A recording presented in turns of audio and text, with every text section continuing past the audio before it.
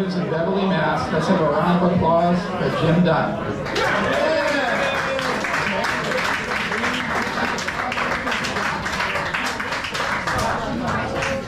Thank you, John. Thanks, John. Thanks, Dan. Thanks, Meg, for reading for me. And thanks, Joel, for coming after me.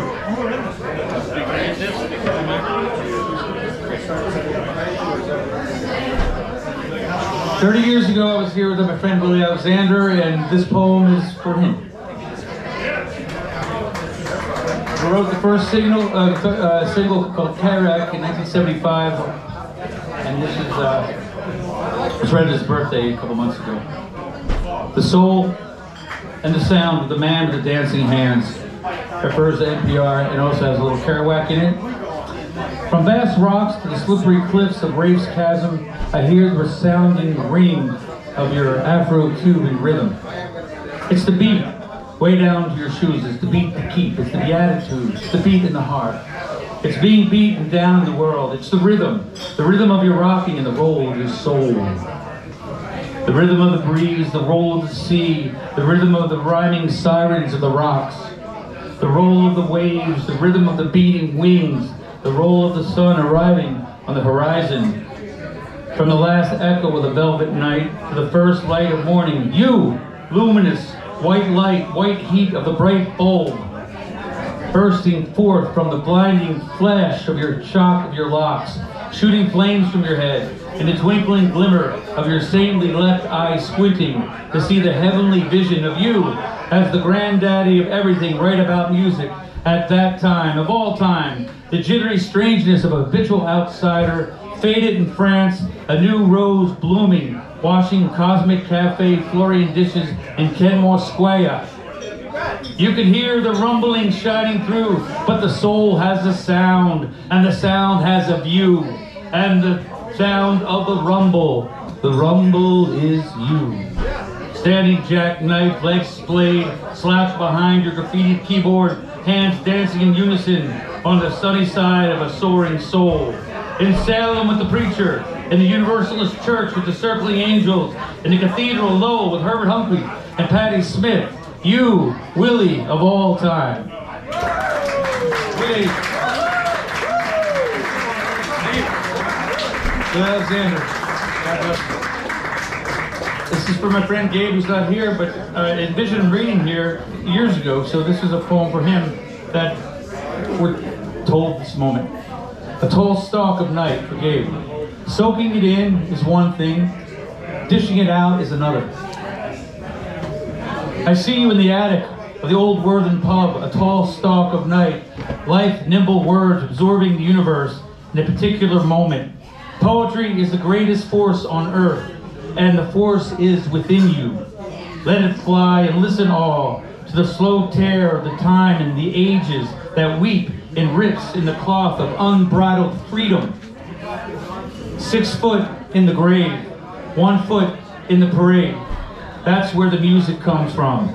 You're taller when you are reaching down to soak it in and sing out. I see you sitting down, standing tall, after all options have been exhausted.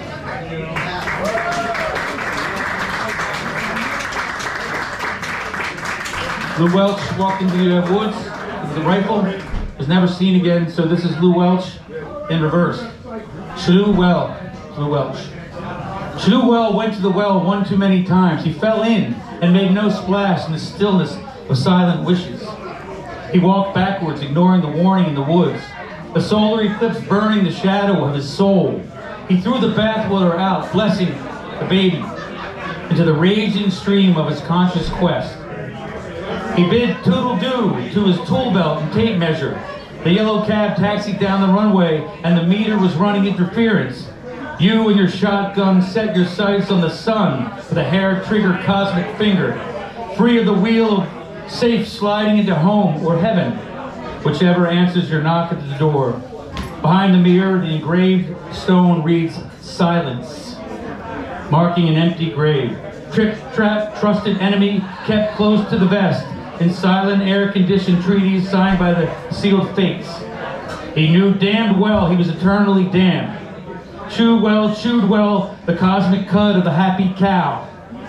He wore a tight-knit cap of the community that fell from a laughing monk's head, covering his slick black mind, black oil viscous thoughts that greased invisible pistons. He flew the coop with wings that sing and bulletproof nests. Chose well the endless stream, unconscious of the rage of mountains that sourced its tears.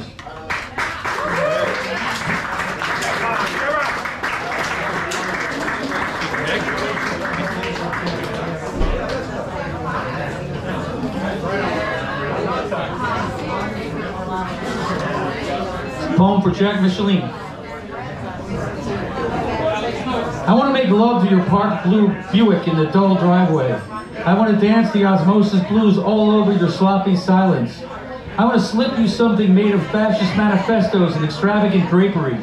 I want to inhale your warm laundry in the dimly lit laundromat where you fold your sorrows. I want to pummel your smile with petunias planted in barbed wire. I want to shimmer like a distant visitor in the government passport application line in the Tip O'Neill building.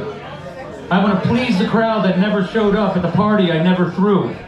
I want to grip a monkey like he was made of milkshakes. I want to drop in on a mandolin and pluck the strings from the jaws of disaster. I want to tease the gleaming shattered glass, flashing Morse code kisses to the lonely housewife in the sun. I want to sample the snores of the world with an open mouth and a windpipe in my hand.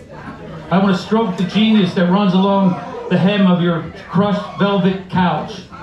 I want to lick every James Dean postage stamp you wiped your brow with.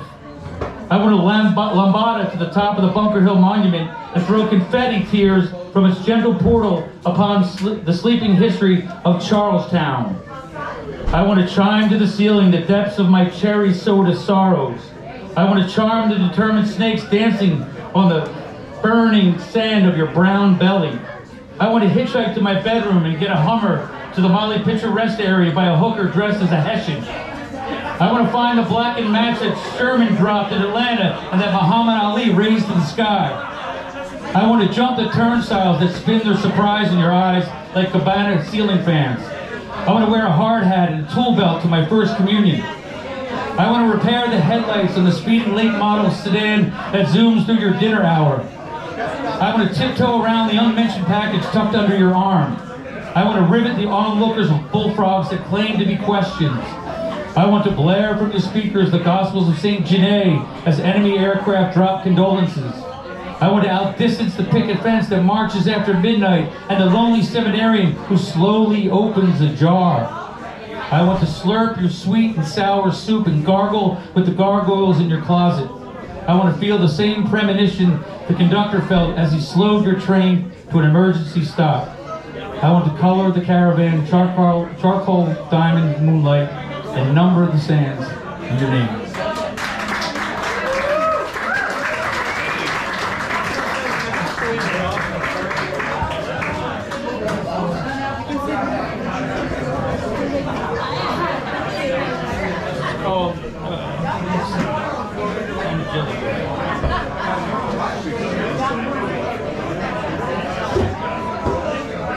St. Joseph.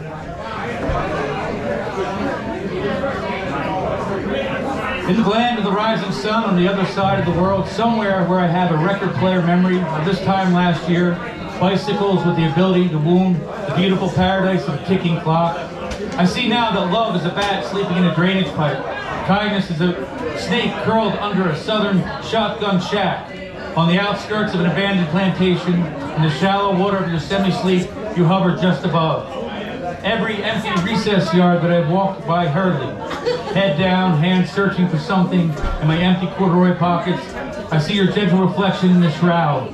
On paint-splattered wood paneling, I whispered a prayer, but it came out in curses. I dreamt we stood on an apartment porch where, while bells pealed out psalms, we watched the complex burn in the hot summer sunlight.